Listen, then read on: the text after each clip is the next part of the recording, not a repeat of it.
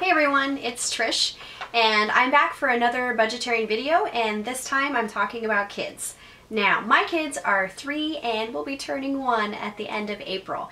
So when I say kids, I basically mean babies and toddlers, and that's the kind of information that I will be sharing with you today, because I'm not quite ready for the how to save on a car or prepare for college. I don't want to think about that yet. I'm just enjoying these years.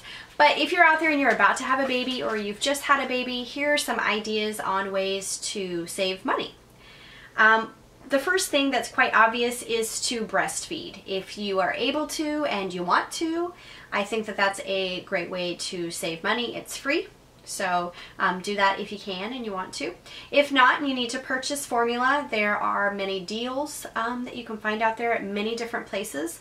Coupons I've seen on coupons.com. Many times I'll see at Target that if you buy 2 of this, then you will, get a free $10 gift card. So just don't wait till you run out, kind of plan ahead and get the best deal that you can on the formula you have to buy. The next thing would be cloth diapers, and I kind of as I was prepping for this video, wasn't sure what to say about that, because I have done research prior to both of my children, and depending on where you look and what you hear, some are saying, oh, cloth diapers save you X amount of money, and then another website or expert saying, no, not really, because by the time you use the water and electricity to wash and dry those, or have to, keep buying different sizes, etc., it doesn't really save you. Totally your choice. If you are going to buy regular box diapers, then of course you want to shop sales. I used to be a member of Amazon.com or Amazon Mom, and when I had my son, the deals were really good at that time. And if you had like 3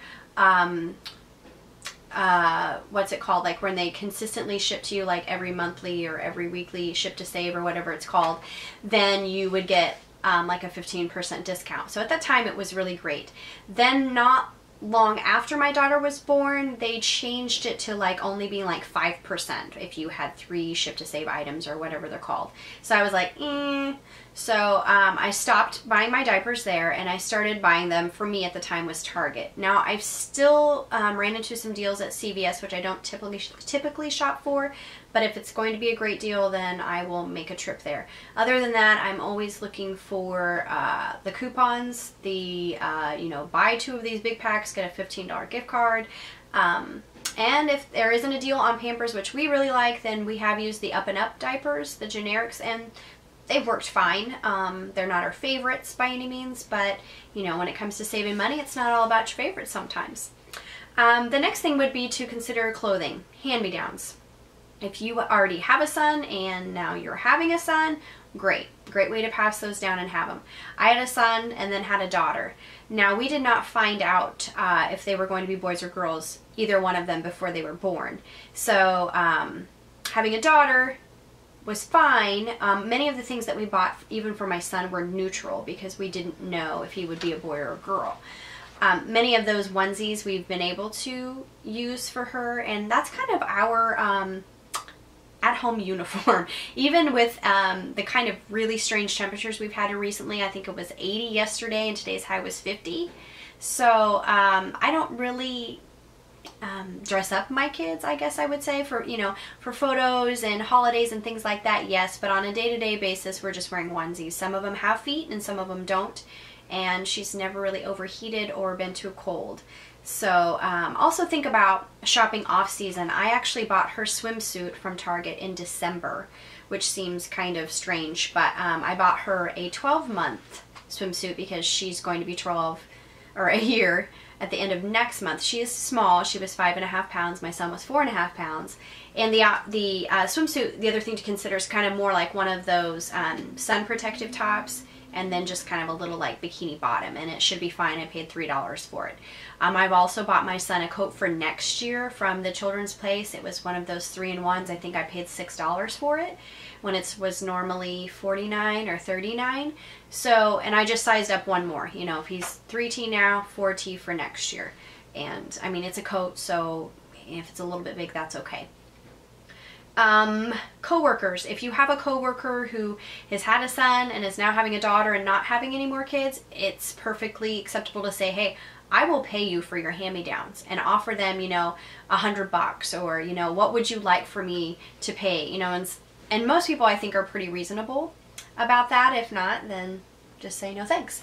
If you have nieces or nephews or cousins or anybody else, just kind of think about those ways to save money.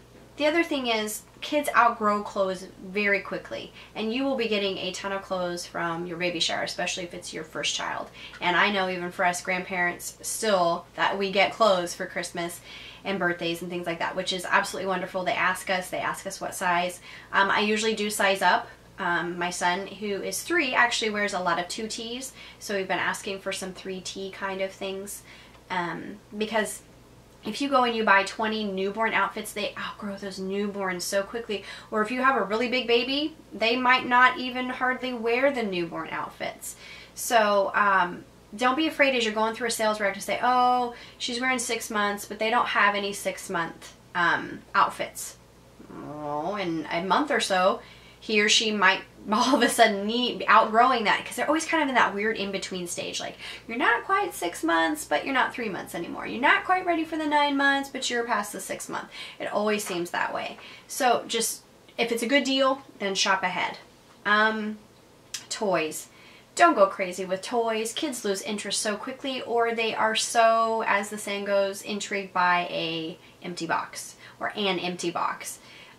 They will get gifts from grandparents and cousins and all of the neighbors and friends, and so they would rather have you than toys, and it can get out of control very quickly. So just keep in mind that, you know, if you buy them 10 things and then they also end up with 10 things from somebody else, now you have 20 things that you're trying to figure out how to store, and they're probably only going to play with 5 of those. So just keep that in mind. Also, you might want to talk with your spouse about how you want to budget that. Growing up, my mom always gave us the budget, I guess, when we were old enough to understand that I will spend this amount on you. You can get a large item for that price, or you can get several small items for that price for the amount that I'm going to spend. And I think that that's something to talk about and say, okay, what is our budget?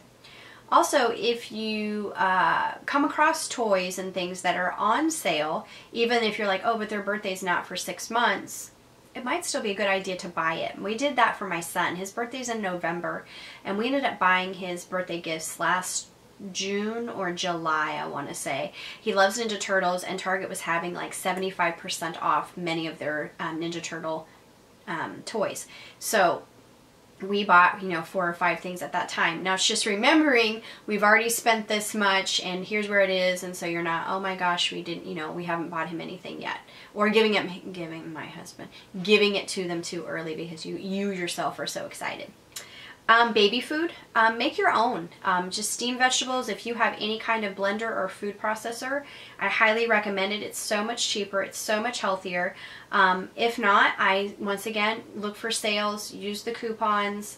Don't wait till you run out. Don't just, you know, every week we're going to spend this amount. You know, every little dollar adds up. So if you can save it, then put it towards a college fund, put it towards a car fund, put it towards a broken window fund, put it towards lots of funds. So that's my take on budgetarian kids or toddlers and babies.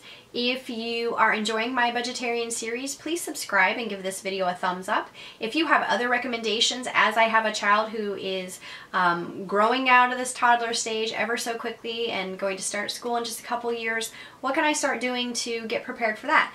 Let me know below, because I love hearing other tips from other moms, and I hope you're having a wonderful day and week. And remember, as always, take care.